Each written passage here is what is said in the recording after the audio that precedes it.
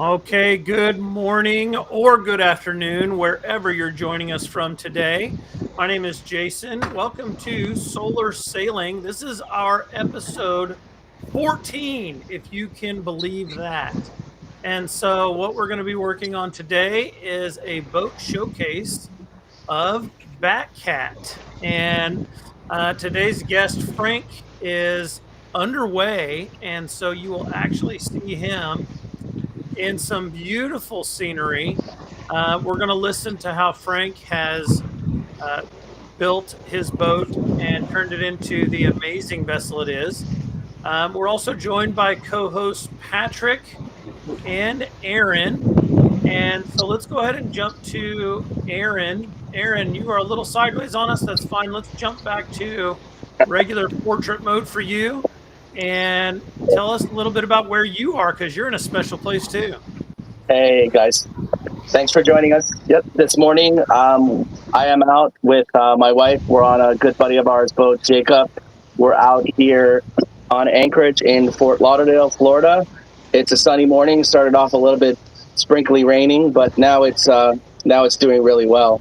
So we're looking forward to having a great day. We're going to go out sailing as soon as we get off this live stream. Fantastic. Patrick, tell us about your setting. Where are you right now? I've just finished doing the laundry and making water, but I'm doing it in a very nice location. I'm outside the Citadel in Corfu, where I believe Frank was actually a couple of days ago, and I just hours, unfortunately. Yeah, Wow. we tried to make it work, but yeah, we're in a bit of a hurry, time crunch to get it with some weather systems. So, Frank, tell us a little bit about where you are before we dive into your boat. So yeah, I'm currently just off the Bali, um, about 12 miles offshore at the moment. We're just going close enough to get Starlink, and we're heading for Syracuse, Sicily. We should be there in about 18 hours or so. But, Wow. yeah. All right. Show Yeah. us that beautiful water scene. Wow. Let's see it. Yeah, the best Oh, is my gosh. the dolphin strikers. Living the dream. That is fantastic. Okay. It looked like I missed Patrick trying to rejoin us. I'm going to go ahead and have you, if you would please, Frank, will you pronounce your last name for us? Well, yeah, it's German, so you have to say it like you're angry that it's put on the floor after. So it's Strutzke. Aaron, Did do you you get want to that? try and pronounce that? No, that's okay. I'll leave that to you, Jason. All right, do it one more time for us because I think we got some lost in Is translation. it Saliska? No, Strutzke. Sure. Strutska. Yeah. Yeah. Sritska. Perfect. Nice. All right, so Yeah. tell us a little bit, Frank, about your boat before we jump into the slideshow. Well, so Batt Cat originally was called Surprise. It was a 1976 Heavenly Twins, 26 foot. So originally it came with it had a 9.9 horsepower outboard in the center well. So it's a center cockpit catamaran. So it had aft two cabins in the back, and then sort of the saloon in the front, head and toilet in the front as well. So it had that outboard in the middle, so it was very very hard to uh, maneuver at low speeds because it wash over the rudders on each at the end of each hull. So I was like, something needs to change here. So I said, well, I started looking. I always actually wanted to do electric. It was kind of the whole plan. And just whether I could just put like an electric outboard in the middle, but I knew that wouldn't be enough for maneuvering. So I kind of went all out and then decided to go shaft drives. So in each hull, like a standard, like those catamarans are also with like twin diesels, or they had like a single diesel in the middle with twin hydraulic drives, the two props in each hull. which are quite clunky and noisy and take up a lot of space. Um, with these little electric motors, they're less the size of your head. I could kind of fit them in under the step, and allowed me to open up a passageway because, like on mine, the center cockpit, the access to rear cabins, you actually had to go through the cockpit. You couldn't go from inside the boat. So in the wintertime when it was cold or raining, if you were in the back cabin, you wanted to go to the toilet or something, you had to put some clothes on and crawl out through outside and then back into the wow. front. Yeah. So one of the first things I did is that we all saw, and I cut a passageway. I saw the newer models of the same catamaran had that optional, that passageway. So I said, well, I'm going to make it happen. So, which I did. But yeah, I don't know. We want to go through the slideshow and I can start talking about each one, or? Yeah, so let me go ahead and drag the slideshow up here, and we'll go ahead and keep you over there on the side a little bit. And let me get that to load, and we will begin. All right, so here's the slideshow. This is just our little intro thumbnail. But tell us, I see solar all over the deck there. Is that right? Yeah, so I started off with these flexi panels. I put them wherever I could, any flat surface. I just bought a bunch of them and just kind of stuck them down everywhere I could. But they worked great for the first summer. After that, they got a bit of heat soak and they became crispy. And the next summer, they went down to about quarter of the original power. So I started replacing them. And then you can sort of see the black canvas, and on top of that is actually two panels. So I made that enclosure. The whole roof of that is basically it's two aluminum, profiles, a square tube on front and back, and then the rest of it is solar panel. So the whole roof is a solar panel. Well, it's two individual solar panels. Sorry. Oh, that's awesome. And then in the middle, there's about a, I don't know, is it 16 inches or 2 foot gap right under the boom. So there's a panel that was there, and I made it out of fiberglass sandwich core, and that panel could actually come out, and so you can actually reach up to the sail bag through that, and that way you can unzip the bag, and you can kind of handle the sail, like the reefing and stuff, through there. Oh, good. Without having to leave the cockpit. And with in this particular one with the you see the base of the mast is actually in the cockpit. So lifting the mainsail was super easy. Just pull, yank it up by hand, and everything was really easy. And the end of the halyard was actually looped back to the top of the sail, so I could use it as a downhaul. So I pulled it back down, so I didn't have all this excess, line in the cockpit either. So it was very, very handy, little thing. It was very easy to raise the mainsail. I'd even sail right into drop the mainsail, like at the slip. Other people never even dream of doing that. Yeah, very good. So, excuse me. As we go into the image, we get into this view, which is just stunning. Where are you in this scene? Well, this was actually last night. So this is actually on the. That's a different catamaran. That's the catamaran I'm on right now. Okay. So that's just it was at the cross into Italy. Just the sun just set just in a few moments before that. I mean, gorgeous stuff. And then this boat here, this is actually Batt Cat, is that right? Yeah, so that's Batt Cat. That was taken. That was by Poole, England, just south between Poole and Needles, Isle of Wight. I think so. Yeah. Now, in this scene, had we removed the solar? Is that what I'm seeing, or am I understanding that wrong? So you can see, under the mainsail, that's the main solar arch. I removed some of the panels on the coach with the flexible ones. So when I installed those two rigid glass panels under the boom, they actually produced more than all the other ones did combined, anyways. Oh, wow! So so I started taking off the flexible ones. Going to put two rigid panels on the coach roof as well, like the similar, two rigid panels. So down in the bottom of that picture, but I never got around. I ended up selling it, so I never got around to it. But yeah, that's when I kind of learned the advantage of rigid glass panels versus flexible ones. But and that spinnaker, I bought that in Isle of Wight for 60 pounds, so maybe $80 US is a used spinnaker. Lovely, colorful thing. Yeah, it's beautiful. But, and this gives us that view of the hard surface you were talking about just above, and you said that's removable. Did I understand that correctly? The 2 solar panels. I can't quite see the bottom of the. I can only see the top half of this photo. Let me scroll down a bit. Maybe I can zoom in on it. We'll see.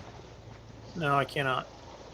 I'll move on. That's okay. So this here, you're showing us your motor and prop. Is that right? Yeah. So that's the whole assembly. So there's the prop. That's the stern cutlass bearing inside of it,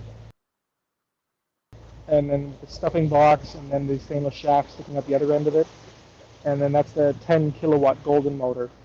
That's everything there basically. I did no gearbox, went to direct drive. So kind of the math I did was basically I'm running that motor at half speed or less than half speed. So I only actually asked about 3 kilowatt from that motor, which is about just under 5 horsepower.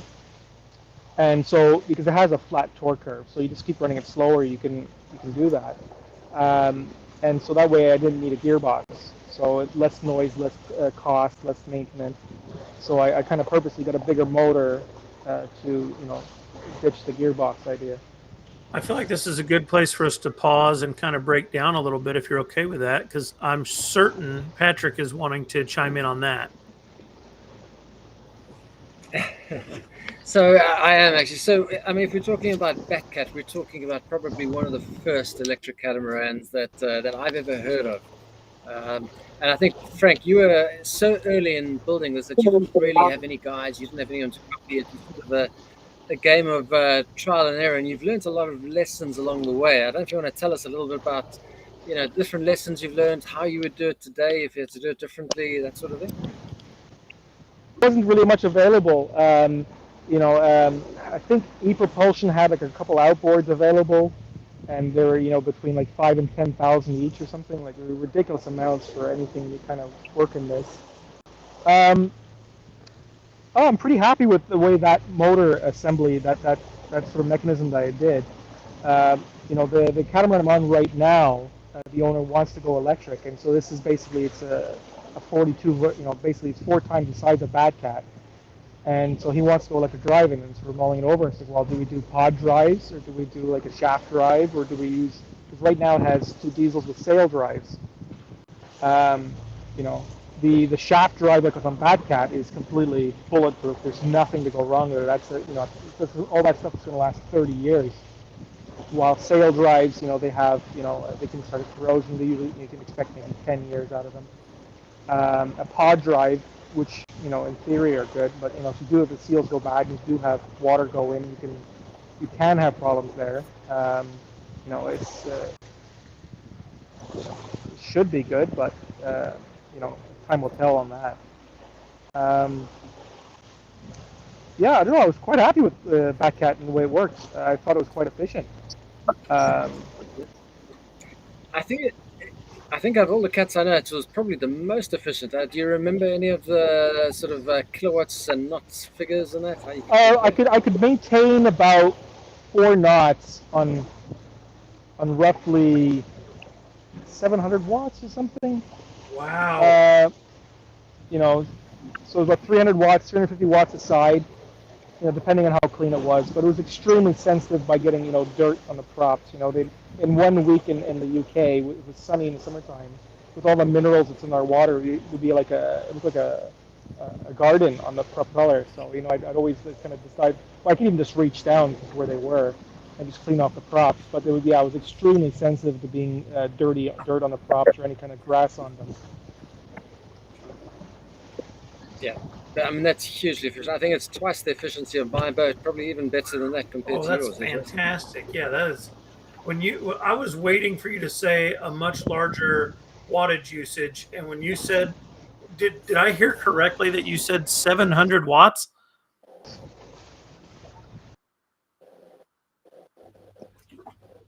That's My what he said. gracious, Yeah, that's fantastic. I'm sure you'll hop on back in a second again. But yeah, so Batt Cat is a very small cat. It's a 26-foot. Yeah, 3 ton, three and a I half should be on ton. back. So we were just reviewing It also at had like your the performance, Frank. That was 700 watts, and you were able to maintain 4 knots. That is stellar. very good. With my Honda EU 2000 generator, you know, it would charge at about 6 and actually charge and maintain 4 knots at the same time.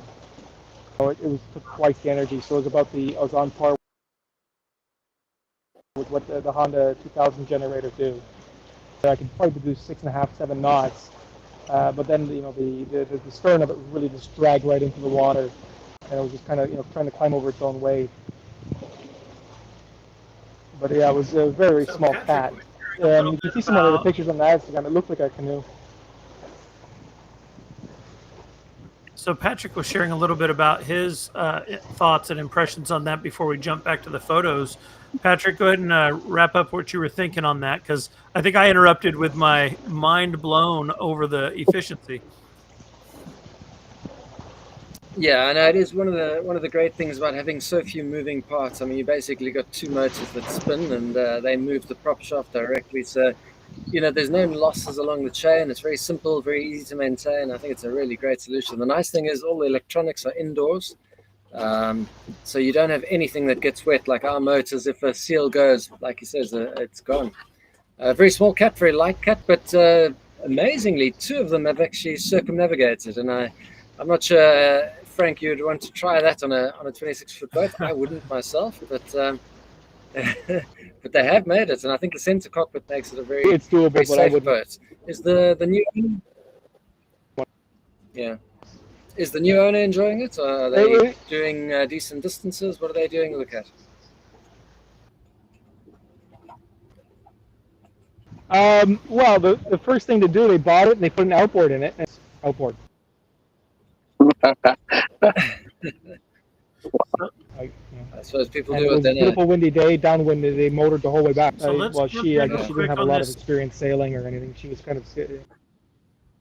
Yeah, let's jump in real quick on this question from a viewer. Gustavo Presanto asks, so would you say that this is possible with a catamaran that's 4 times bigger and would move at 4 knots using only 2.8 kilowatts?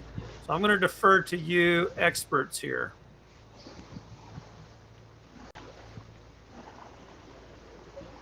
Yeah.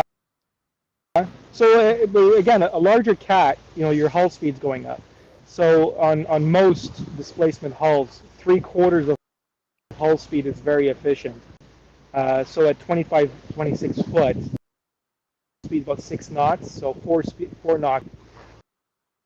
Like the cat I'm on now is 42 foot. You know, if you're in flat water with no wind, you know, its hull speed is probably, you know, 9 knots. So at 4 knots, you're very much in the. Oh, I feel like we've kind of lost Frank there. Patrick, do you want to chime in?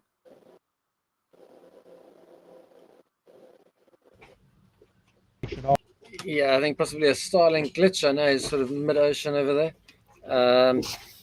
What he's saying is that basically it's quite low power to go 3/4 of a hull speed.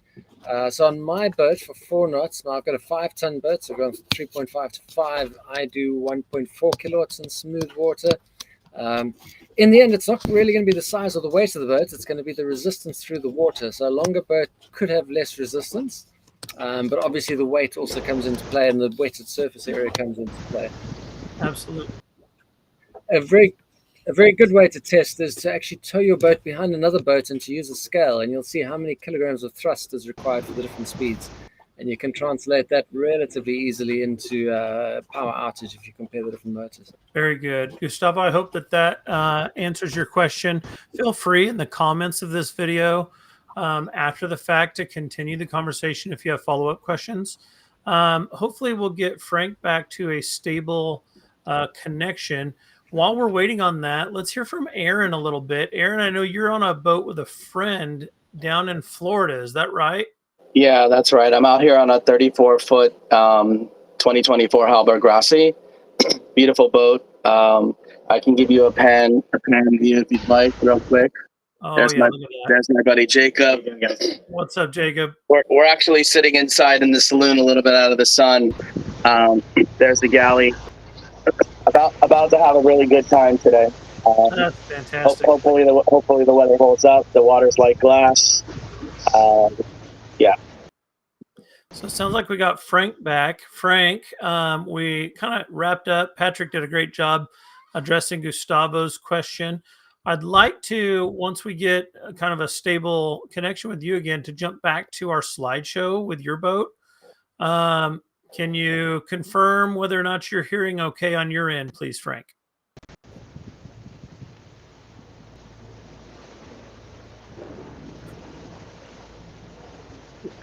We definitely see Frank. Yeah, it looks like the connection is the audio part of it. Yeah, so unfortunately, that's one of the things with this experience, like solar sailing. We've got Starlink, that's fantastic. It is usually very good. I know, Patrick, you use Starlink, right? And so I don't want this to be negative, impacting on people's view of Starlink, because what are the other options? Let's talk about that, shall we? Like, what options are there? Patrick, you would be able to speak to that. I think Aaron would be able to speak to that. What are the other options? So, in my day job, working for the UN, we've always looked at ways of getting connections in the middle of nowhere, and VSATs were always the way we used to do it before Starlink, and it was, 2.5 meter dish, which would give you maybe a 16 megabit connection. We used to have little BGANs, which are monstrously expensive little devices that are much smaller, but you get a 64K connection, so there isn't really an alternative to Starlink. There will be someday. I know that Amazon is working on their Caper solution, and the OneWeb is in the wings, hoping to get commercial versions started, or they might only be for companies and not for individuals. But for the moment, there's no replacement for Starlink. Now, that said, sounds like we got Frank coming back via audio. Yeah, I turned off the camera to see if I can save some rate or something. Perfect. So, Frank, we're going to jump right back into your slideshow and take a look at your next slides. So we've talked about the motor. Oh my, look at this. I might have had myself a little moment looking at that, thinking, I want back on the water so badly. So where were you here? Tell us a little bit about the story. I believe that picture is taken just in Southampton water, just south of Southampton, England. And that's just after I fitted a remote control for the autopilot. It seems, I don't know if like your catamaran, but my catamaran, I think it was gay because it's attracted to buoys. I would always want to hit one, no matter how I set the autopilot. There's nothing ahead, and in 3 minutes it's going to aim straight at one. So I had an autopilot on a little key fob, so I could actually steer, plus or minus, 1 or 10 degrees in either direction. And I just love sitting up there in the front and just enjoying life. Now, that reminds me a little bit of Patrick's videos where he talks about loving the bow of his boat, that it is the quietest place. It's serene. Do you find that to be the case on your boat as well, Frank? Yeah, so if you're motoring or sailing, it was, complete silence all the time. It was just, it was fantastic. Also on this one, I put a little bit of like a pickup truck tailgate on the stern. Where I can actually sit in the back and just drag my feet in the water, which is also the amazing place. And if the winds are kicking up a bit higher, you're actually going to sit back there or go fishing. Have 2 or 3 people sitting back there. And I believe you have images of that on your Instagram channel. Is that right? Yeah, it should be. Yeah. Okay, well, that's a perfect segue. Let's jump over to your Instagram channel, and I'll swipe up. Let's start with that and then dive into the batteries. So if you don't know or aren't connected with Frank on Instagram, this is Batt Cat _boat hacks. And so go give him a follow, like all his photos and videos, learn from him. But this, I believe, is what he is referencing. And so Yeah, if you let's look, talk about that.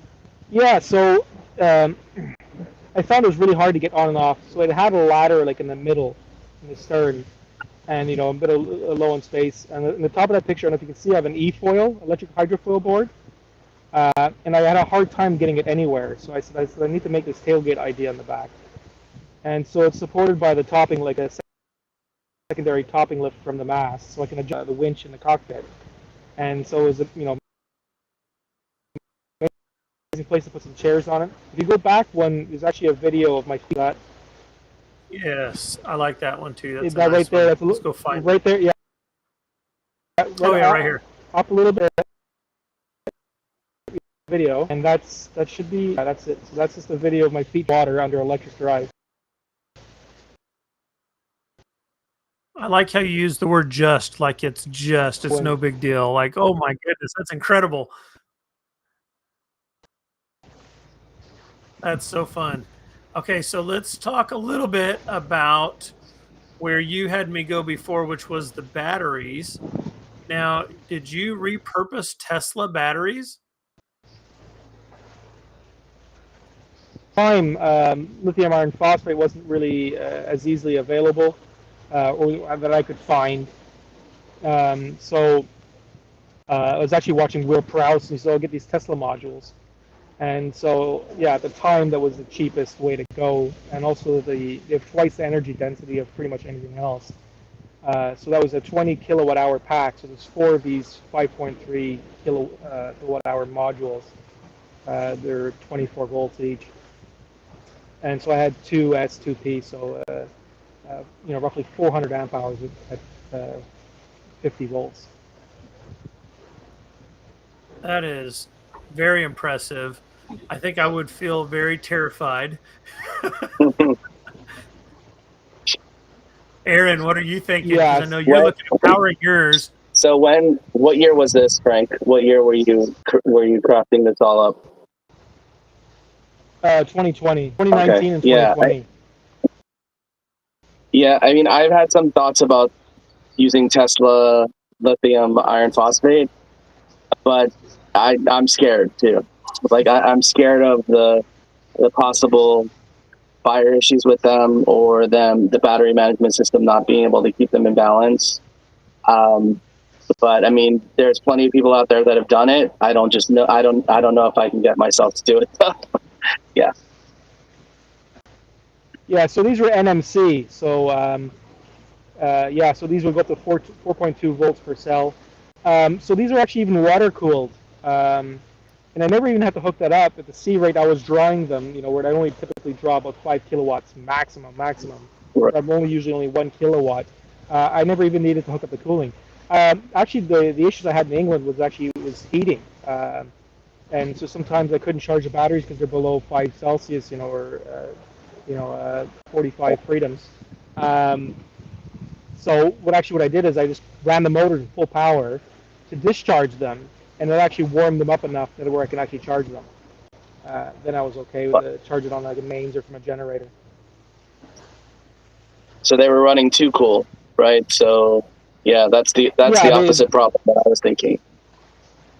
Yeah, so no, so these you could discharge these at 4C, with a 20 kilowatt I could have 80 kilowatt of power for 15 minutes, like in a Tesla car. That then they'd warm up slightly, and even charging them. Well, Teslas you can charge them in 30 minutes, but that would I'd need to have a 40 kilowatt connection to shore power, which just doesn't exist. Mm-hmm. In the UK we get 16 amps at 220, which is about 30 used multi-plus 3,000. So they don't have 2,000 watts anyways, or 1,800 watts. So they're like, yeah, okay, it's all you're throwing at me. It's like, so it's interesting. There's no need to have a Tesla battery.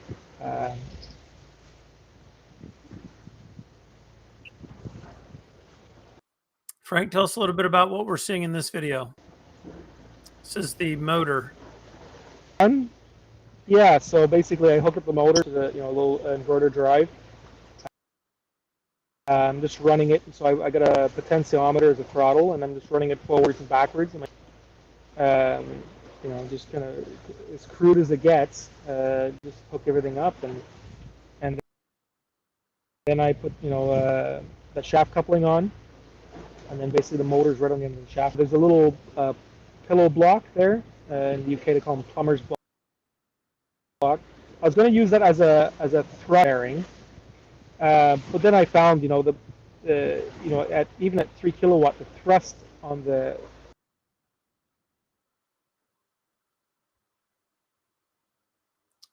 Oh no, did we lose him again? Starting? Yeah, I think we lost him again. So, Aaron, tell us a little bit about what you were thinking on the batteries. Yeah, it's crazy because now I'm hearing all of these other options from the guests we're bringing on, and I'm second guessing myself. I'm not even really sure yet. I'm not. I don't want to commit to anything on recording, of course. So yeah, I'm not even sure yet. I'm undecided still because now I hear that Frank was doing what he was doing in 2020, which was like lifetimes ago in technology years, and things are a lot better now than they were then. So it starts to waver your mind a little bit. I can only imagine. So, Patrick, what are your thoughts? Any suggestions for Aaron's reflections and consideration? Just stick to LiFePo4. If you're looking for an EV pack, you do get a lot of bang for buck. Tesla made LiFePo4 batteries in the Model 3 standard range, so that won't explode on you. That's the ones. If I was going to use any Tesla, that was the ones that I was going to use. Yeah. But I mean, you're going for a really big boat, so you just want to get best bang for buck. Look, stick with the formula, stick with LiFePo4, but find out where you can get the best bang for buck. I believe Eve is now making a 560 amp hour cell. I think it might be two 280s in parallel, but it is a huge cell, and it's going for virtually no money. It's less than I paid for my 280 amp hour cells 3 years ago. So there's a lot of good cheap batteries out there at the moment. But just don't, I would say 4.2 volt range bell, because those are all the batteries that could potentially get into something called thermal runaway, which is not something you want to have in the middle of the ocean. Right. Hello. Exactly. Again. Frank is back. Welcome back, Frank. And so this image here, back to the slideshow, is showing you mounting your motor, and I believe it's attached to the drive itself, to the shaft. Talk to us a little bit about this.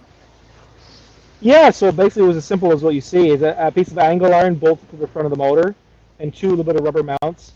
Because the motor has a bit of cogging. I don't know if you can hear in the video, you could run it at low, when I was running at various speeds.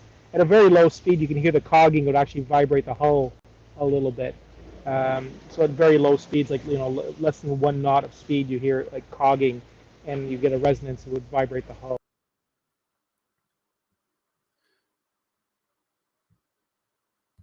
And so it sounds like we may have lost Frank again, and that's okay. Nope, sounds like he's intermittent a little bit. But just running through this just to show you all, his channel shares all of this on Instagram. And so again, if you are interested, or if you are looking at a project of a similar scope, avail yourself to his information, avail yourself to his content. He puts it out there for free for you. How incredible is that? And so while we're waiting here, we do have another comment here. Looks like Gustavo is really getting a lot out of this. He asks the question. Let's put this one up on screen here and see. Also, thank you, Patrick. Nothing would beat a drag test when the possible boat becomes available. That is not the one I wanted to share. It was more so this one. Large prismatic LiFePo4 would be my goal to go to today. They're under 60 euros a cell for 318 amp hours right now. And that matches what we're seeing. Like the technology not that long ago was prohibitively expensive, and it has dropped to such approachable levels now that if you are at all thinking about a similar type scenario, and even off of the water, if you're doing something, for example, in your garage or in, for your yard tools, and want to charge things off of solar, this is a fantastic setup. It's very easy to get going and maintain. I mean, maintenance is next to nothing. And so Patrick really inspired me, and my wife and I decided to take the leap into this very unfamiliar world because we saw someone was doing it. Frank was the similar inspiration for Patrick back when he was thinking about this. So hopefully you're inspired. Hopefully you take this and go, I can do this. This is something I can try. And even more so, reach out to this group, reach out to other people's social medias on Instagram, on YouTube, and give it a look. See if you can figure this out and ask questions. So, Patrick, Aaron, any thoughts before we transition? It's nice to be connected with one of the pioneers in the electric boating space for sure. So we really appreciate your presence and having you on, Frank. Yeah, I'm pretty happy to I hear had it. Thanks muted for him inviting for me, just guys. a moment. There we go. He's back. Frank, go ahead. Yeah, well, thanks for having me. Is glad to share all this stuff. And yeah, hopefully we can do another electric boat soon with this big one here, this Broad Blue 42, which is the younger brother, big brother of my Heavenly Twins.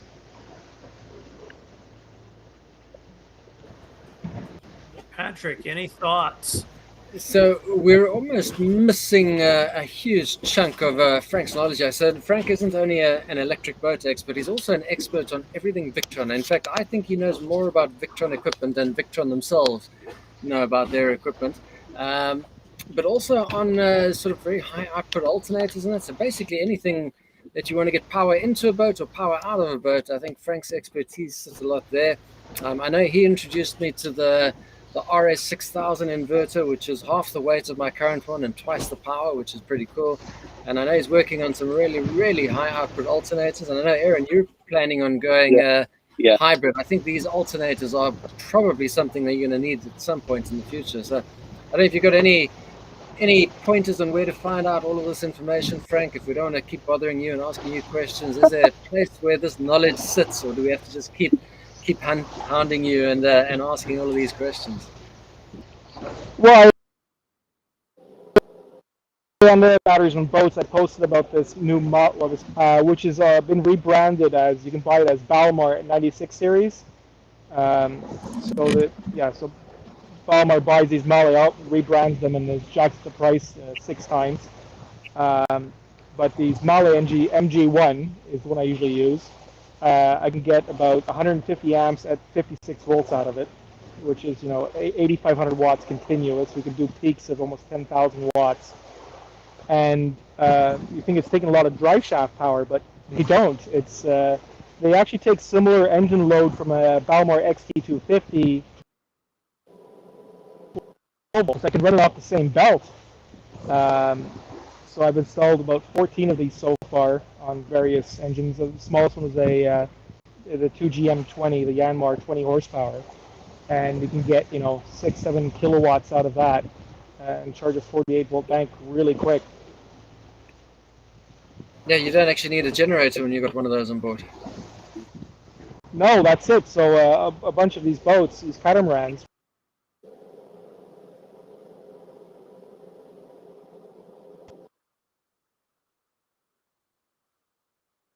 especially if you have a catamaran with 2 engines, 2 kilowatt, and you only have a 15 kilowatt hour battery. So in the use case, basically you wake up in the morning, you start the engines, you lift the anchor, your motor is full. We don't even need solar anymore. So it is crazy. Patrick, we do not need to jump off anytime soon from my vantage point. I don't want to bother Frank with problematic, connections or whatnot. But I'm in no hurry. I don't want to send that vibe out there. We have Frank. I want to hear all that Frank wants to share. According to the AIS, Frank is currently doing 7.5 Yeah, is the connection better?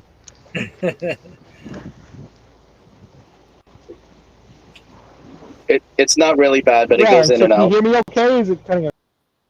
Now it's good. Yeah, because I can just side of... Now it's bad.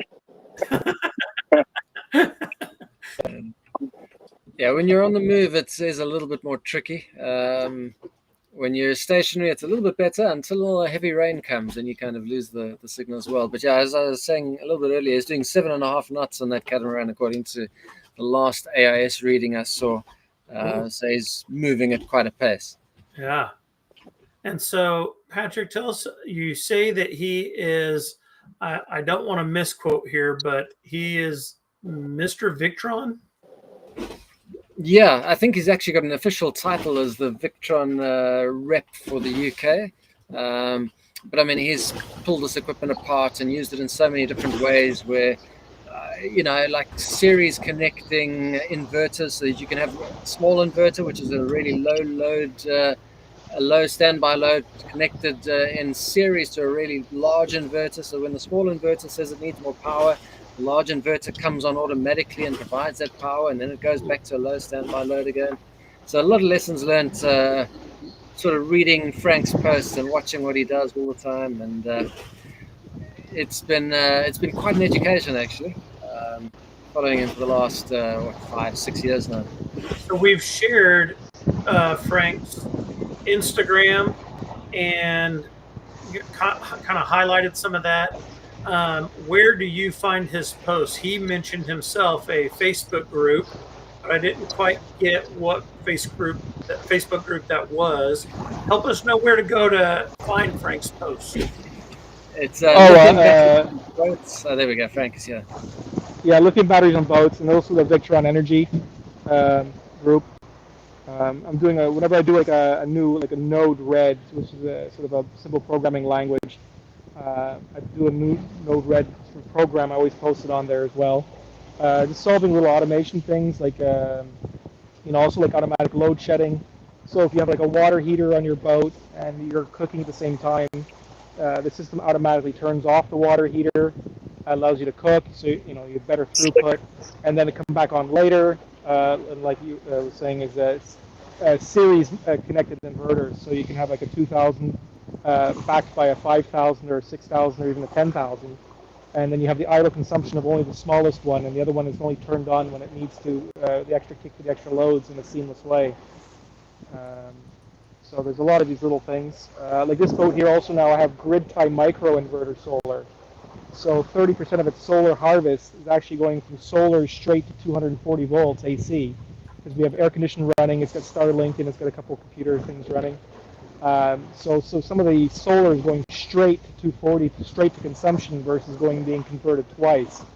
And that's sort of, we calculated, this is what we have always a running load of, 5 or 800 watts. So we have, 1,300 watts of PV solar going straight to 240. And then the other arch is, solar straight to the battery for the nighttime consumption. Wow. So what I'm trying to do is provide our viewers currently and future viewers some way to find where you are on Facebook. So the group, did you say Victron Energy Public Group? Yes. Okay. So Victron, I'm going to just put that in the comments. So Aaron and Patrick, keep the conversation going while I put these resources out there, if you would. Yeah, this is all interesting little tidbits and features and stuff that may not be public knowledge. It's specialized stuff coming from guys like Frank, which is definitely interesting. Yeah, we're just scraping together all the efficiencies, get everything as high as efficient as possible to live on a remote lifestyle. Frank, I know you also look after a few boats, and I think you consult on a few boat designs and that. Is this a professional, is this your career, or is this something you do in the sidelines? How does that work? Yeah, well, I'm doing it more and more. I'm also rebuilding a French Navy warship for a client. It's called Beer Force One. It's 80 feet long with 3 Detroit diesels in it. Yeah. I was just on a 88-foot carbon yacht that's going to some guy in Florida. It's a $15 million thing. I was called in to set up the Victron and as well as Palomar alternators. So it's just integrating. So a lot of people can install the stuff, but it's just integrating, getting everything working together, and talking to each other in a way that they're not going to blow stuff up. Sometimes people are a little bit overwhelmed with that, and so I consult as sort of a system integrator, and make everything work together, make everything happy, and kind of setting up a little safeties here and there. Yeah, I don't have one spot where everything is on there. I guess that was sort of the idea of the Batt Cat Boat Hacks Instagram, is put everything in one of those sort of things and all these little reels, and somebody can kind of scroll through it, which it's just doing the maintaining is a lot of work as well, right? So it's. And I've seen you posting that you monitor a lot of boats remotely as well. Are these all boats you've sort of helped put together, and you keep tracking them through? What are you using, Victron OS, or what do you use for that? Yeah, so Victron VRM. So yeah, I have 108 boats right now monitoring all across, 108 boats. And there's also houses and factories as well. So people who've had issues, they ask me to come and take a look into their setup and figure out what's wrong. And I say, oh, your shunt's wired backwards, or this is backwards, or just a couple little things. I'll just move this over here, move that one wire over there. And again, a lot of people also ask for that AC2 water heater automatic load shedding. So when the battery's low, the water heater won't come on, and then also if there's loads, it won't come on. So a lot of people have asked for that. I think that's the most basic one. And then controls for air conditioning, soft starts, and now even like bow thrusters. Another issue is like these electric bow thrusters that were like solenoid driven. They take a lot of amps. They can blow up FETs on lithium iron phosphate BMSs. So the workaround of that is a PWM drive, so they can slowly accelerate, or a variable speed drive for bow thrusters. Same as what we have on the propulsion motors on the electric boats. Bow thrusters can slowly accelerate over 3 to 5 seconds versus instantly on, and there's a giant inrush that's hard on everything. Brilliant. That's brilliant. My goodness. I'm just mind blown over here. I'm so glad Patrick remembered. Oh, yeah, we've got Mr. Victron here. Oh, my God, what are we doing? And so my brain is erupting with questions, and I am way too, how shall I say, elementary in my understanding to disrupt Patrick and Aaron from their continued questions. But I just want everyone to know, thank you. This is awesome. Keep it going. And Frank, I caught one of your posts earlier today, and I know this is a big one. Charging lithium batteries. What voltage do you charge, and what voltage do you float the 3.2 volt cells? Yeah, so in the case of a 12-volt system, like a 4-cell lithium iron phosphate, I charge 14.2 and 14.2 at 14 volts, and then float at 13.5. Yeah, it's weird. Like Battleborn at the beginning, they suggested charge at 14.6 and float at 14.6. They used to say that at the beginning. Now, if you look on their website now, it's 14.2 and 13.5. There does seem to be a massive degradation in lithium iron phosphate if you do hold it at that high, 3.6 volts, indefinitely or a long time. There seems to be a lot of ion loss there, and even some dendrite growing. Out of curiosity, do you know the figures for a 48 volt system as well, if by heart? Well, yeah. So 48, I charge 56 volts, which is 14 volts times 4, and float at 54. Those are the common ones. Now there's even these. So there's a few companies doing 15 cell batteries for some reason. Like Pylon Tech, Dynes, they're doing a 15 cell. Not sure why, but it's closer to a 48 volt standard, I guess. And those charge those 52 volts and float at 51 or so. That's what I find is sort of the best. And you spend as little time at the higher voltage as you can.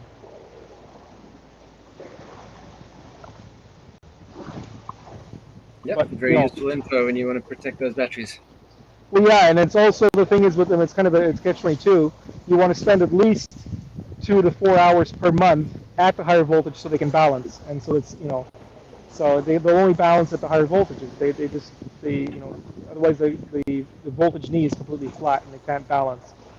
So it's yeah, it's a bit annoying. I've got another weird but topical question. What is your pick of the BMSs today? Which one is your go-to? Well, my favorite is like Orion BMS. It was quite expensive. That's what I used on the Tesla modules.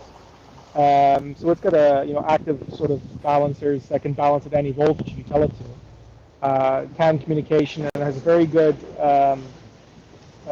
analog and CAN communication outputs. So analog outputs for let's say the permissible load and charging factors.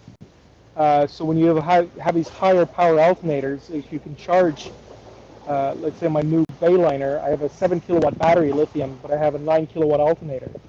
So I could potentially charge that over 1C, which I can do, up to about 80%, and then I start backing up quickly from there because they actually get hot really fast at that rate. So that is how I'm using for the control of the alternator to tell it to start throttling down. So that's a lot of people use if you just like a regular like a house system like a boat non-electric, just your house loads the JKBMS or the JBD or the very cheap ones that you can just kind of throw together, which are pretty decent. But their CAN communication to the Victron system is lacking a lot of functionality there. They don't talk properly. They're not working the way Victron wants them to work. To announce when they're finished charging. So that's a little bit leaving to be desired. And like those BMSs, if you do CAN controls, they'll never float. They'll just stay at at the higher voltage, 56 volts or so, and they don't actually force it to float again. They'll turn the charge current to 0, but it's a bit weird on some of them. So I've done node red controls where the node red tells this thing to go to a lower voltage. So I don't really like any of the BMS. The Victron BMS is very good, but it's expensive, and you need that external unit, and it just ends up being very clunky. But it is high power.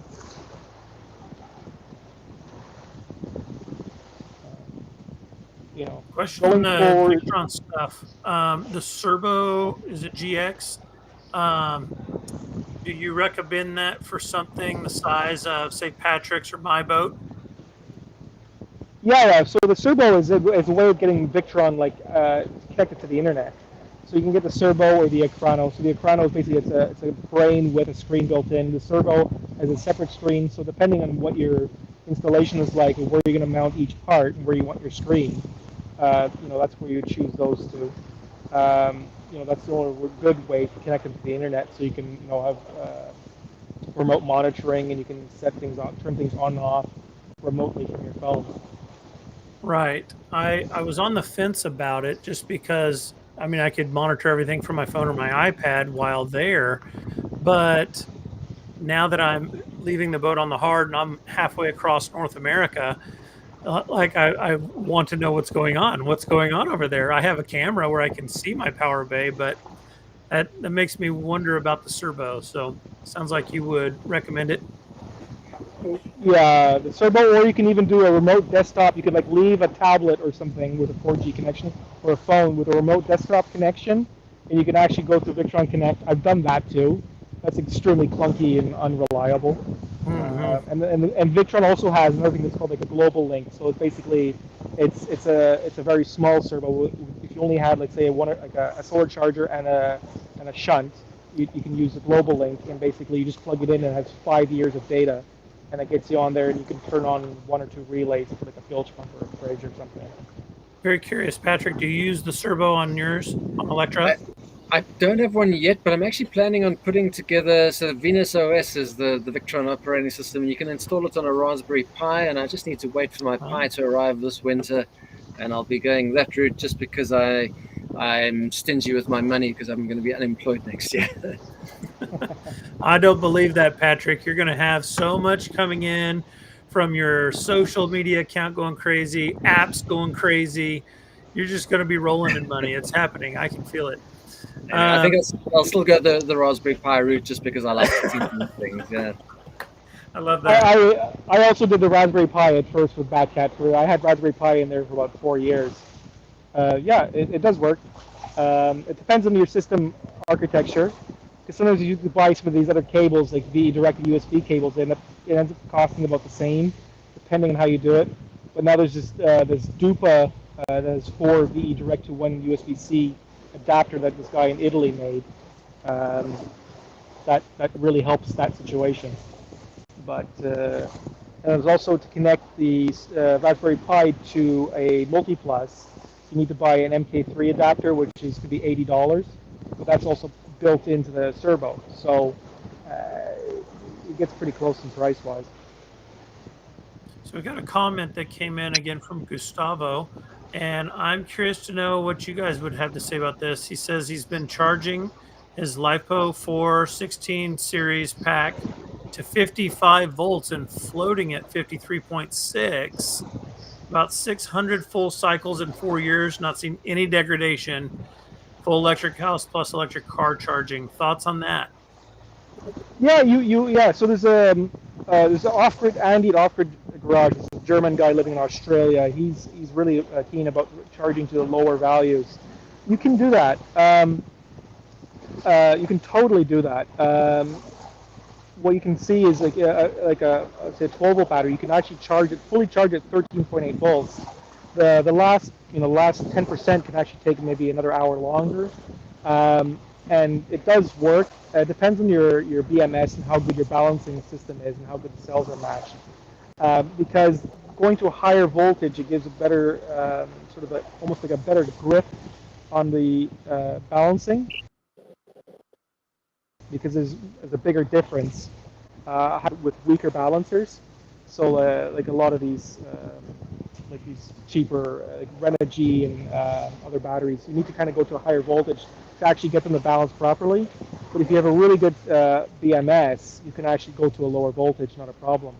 And so the idea of the lower voltage is that they'll last a lot longer. But I also have a series of UPS systems running since 2012, running 100% at 54 volts since 2012. And we test them twice a year, and they're still at 102% of their rated capacity.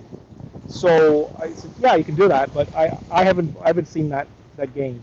From the most literature, what you can see is high voltage, high temperature is bad. If you have one or the other, high temperature and not high voltage, it's okay, or low voltage, low temperature, also good. It's just if you're high voltage, high temperature, that's where you start getting cells swelling up. Brilliant. Aaron, any questions, comments from you as you're thinking through everything that's going on? I know your boat is looking beautiful, brother. Wow. Thanks. I cannot wait to see her under power. That's going to be impressive. Right now, I'm just sitting here like a sponge and absorbing everything. If you were here, you'd see my eyes glassing over. Yeah, I'm just sitting here absorbing everything, taking mental notes. That's wonderful. Well, I definitely don't want to put anyone on the spot, but I want to make sure everyone has a chance to talk. Yeah. So, Patrick, let's go ahead. I know we've been going an hour. Let's do our final words, or do you have anything else before we jump to final words? No, I think we can go to final words. I think we've picked Frank's brain quite a lot. And we'll continue. Frank has been awesome. Yeah, appreciate it, bud. All right. Well, I'm going to give my final words, and then we'll go Aaron, we'll go Frank, and we'll let Patrick have the final word all outright, because I love his final greeting anyway. It's the best thing on YouTube. If you don't know it, you hopefully will get to see it today. My final thoughts are, oh my God, there's so much more to learn. And I am so excited by the fact that people are sharing, and it's not prohibitively expensive. I don't have to go back to college to learn this stuff. I can actually access people who know what they're talking about and are doing things. I do want to say, as far as upcoming episodes, we have a full slate coming to you here on Solar Sailing. I've enjoyed Gustavo's comments. We've got more boats that are going to be showcased, and we're going to become more intentional about having topics that are clear topics for a given week, and then have showcases. And so you'll start to see a difference in the thumbnails. And so then that way we'll be able to know, oh, hey, this is a topic coming up, and it's a topic I want to hear about. One that's coming up in October. I don't want to misspeak there. Very soon, I'm going to scratch October and say very soon, because I don't have the calendar up, is solar canopies and solar biminis. And so those of you who are working on a project, I'm doing this very selfishly because that's my next big project, is to get the solar off of the deck and up above. And so hearing from various projects, if you enjoyed the episode with Reinhard, he has expressed that he would be happy to come back and share his boat. If you haven't seen his boat, go watch that episode. His boat is beautiful. And so those are my final thoughts. So keep on coming back week after week, and we hope to bring you content that's worth your time. Aaron. Yeah, so I'm looking forward to diving more into the solar side as well, with Jason heading the ship on that side and Reinhardt. That would be amazing. Really appreciate, again, Frank, for coming out as a pioneer in the electric boat space and sharing all of his knowledge. It's been pretty amazing. Thanks, Frank. Anytime. Frank, your final words, final thoughts. Oh, I don't know. It would have been. It's just thinking going forwards, and I'm looking for another boat, and I'm looking for a catamaran, just 40 feet ish. And I love sailing, but I think my next one's going to be solar only, no mast, because the mast has caused so much shade on the solar system, and it limits me there. So I think my next one's going to be a solar power cat with no mast. But other than that, it was great catching up with you guys and hearing what you guys are doing, and I'm going to join your podcast in the future. Hopefully you invite me again.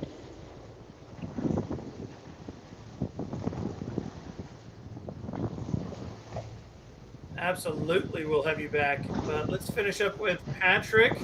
Final thoughts.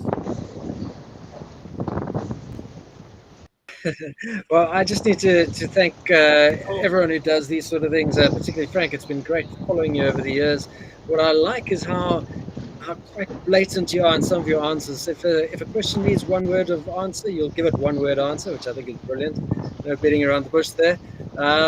And yeah, I like the fact that you keep experimenting and trying stuff that hasn't been done before, because somebody's got to put their money where the sort of the experimentation level of builds are, and I'm glad to see that we've got people that do that. So it's been quite fantastic. And are we closing here, Jason? Yes. Drum roll. All right. Thanks for watching. Thanks, guys.